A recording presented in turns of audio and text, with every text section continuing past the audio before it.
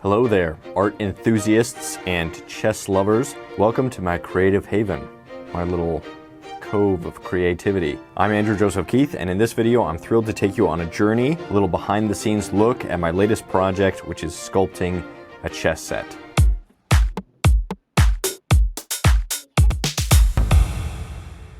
Here in my studio, I've been working to bring this idea, this concept to life. I've done a few live streams of the sculpting process, especially with the king, which I think is coming along pretty nicely, if I do say so myself. But each piece is being meticulously sculpted and crafted to try to capture the essence of chess. In this video, I wanted to talk about how the project's going so far. I'll also show you how I'm going to be adding these onto simple bases. And that will allow me to work on the details without messing up the sculptures because I keep handling the pieces. But first things first, if you're interested in this project, if you think maybe once it's done you might be interested in getting one of these chess sets, then be sure to get on my email list that's specifically for this chess set project. And the easiest way to do that is to find me on Instagram at AndrewJosephKeith15. It's a new Instagram account, so I'm trying to build it up. So if you're not following me over there at my new account, AndrewJosephKeith15, I'd really appreciate the follow. And then send me a message with the word chess and your email, and I'll add you to the email list just for this project. I might be doing this through a Kickstarter, or it might just be through my online store. Should be awesome. I'm really excited. It's coming along nicely, and I'm having a lot of fun with it. So I think it's something that you guys will enjoy. So you might be wondering, why a chess set? Well, chess is more than just a game to me. No, it's pretty much just a game to me. And I'm not even that good at it. I'm rated at like a 450 on chess.com. I'm starting to get to the stage where I'm starting to realize just how many levels of skill below really good chess players I actually am. But what I am really into and what I am fairly good at is sculpting, and so I'm going to be sculpting these chess pieces and making those available. So the whole project started with the queen. That's the first piece that I began sculpting, and I was just kind of playing with the idea. And then I actually liked how the design was coming, so I decided that I'd sculpt the entire set. Right now I'm kind of in the middle of the project. I've got all of the pieces laid in, and I'm starting to go into the details and refine and define the features and finalize what these characters will look like. A common question I get asked is, what type of clay am I using? So this is a cheap non-dry modeling clay that I got from Dollar Tree. It came in a bunch of colors, but then I tested out some different mixes. This is actually a kind of a chart that you can see of different muted colors that I tested mixed together, and I decided to go with this one over here, or maybe just a little bit more of a gray than this color over here. So I mixed a color that I liked, and then I added about half clay and half beeswax. So this has quite a bit of wax in it. It was really just an experiment, and now I'm just seeing how it sculpts. And the idea behind the clay was maybe I can make a cheaper version of my favorite clay, which is Sculpting NSP. It's usually like $8 to $20 a pound, and if you get it in bulk, you can maybe get it a little bit cheaper than that. But it's a very expensive clay, and so I'm seeing, can I make a cheaper version of it?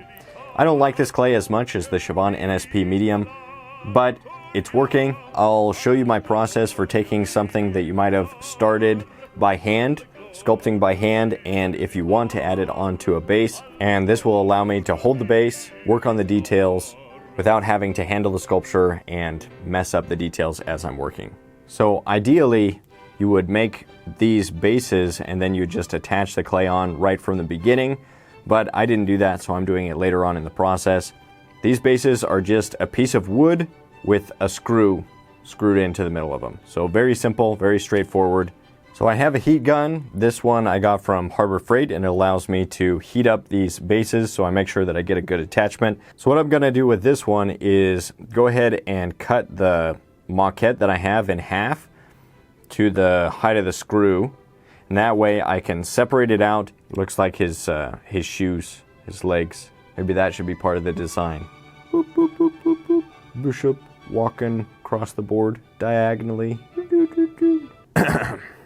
Use the heat gun to melt the inside part as well as heat up the base itself. And then when I put everything back together, that warm melted clay will stick to itself and it'll get a nice attachment, and then I won't have to worry about things moving around as I'm sculpting holding this base.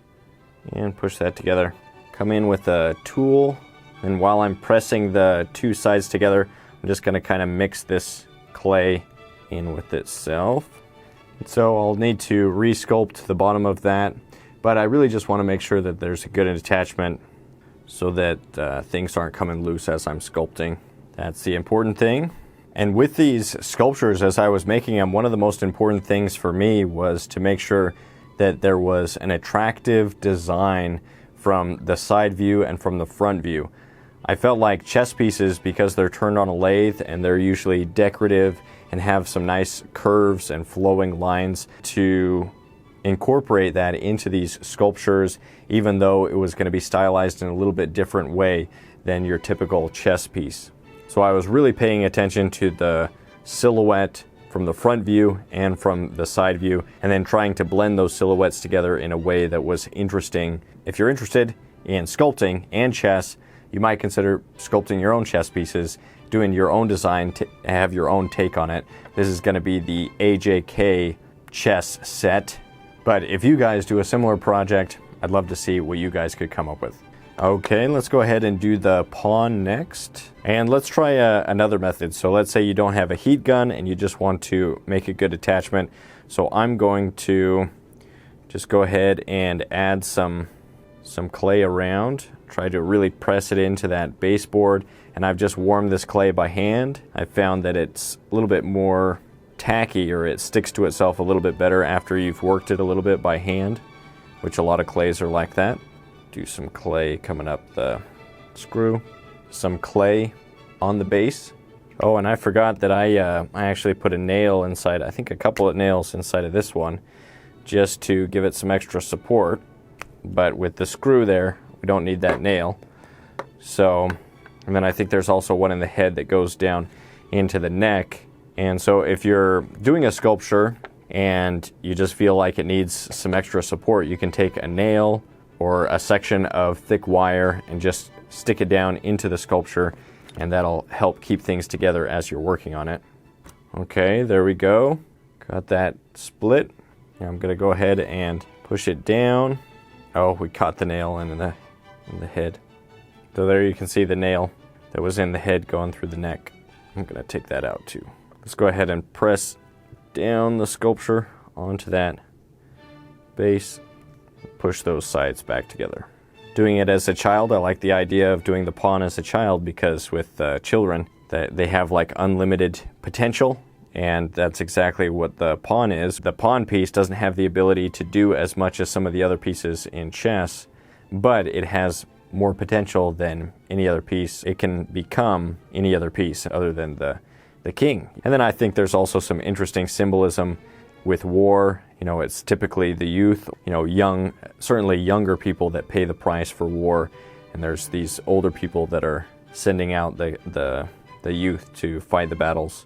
So I thought that was also an interesting analogy to life, and that's one of the reasons why war is such an ugly thing. It's the potential of the youth that's going out, young men typically, that are going out and sacrificing their futures, their potential.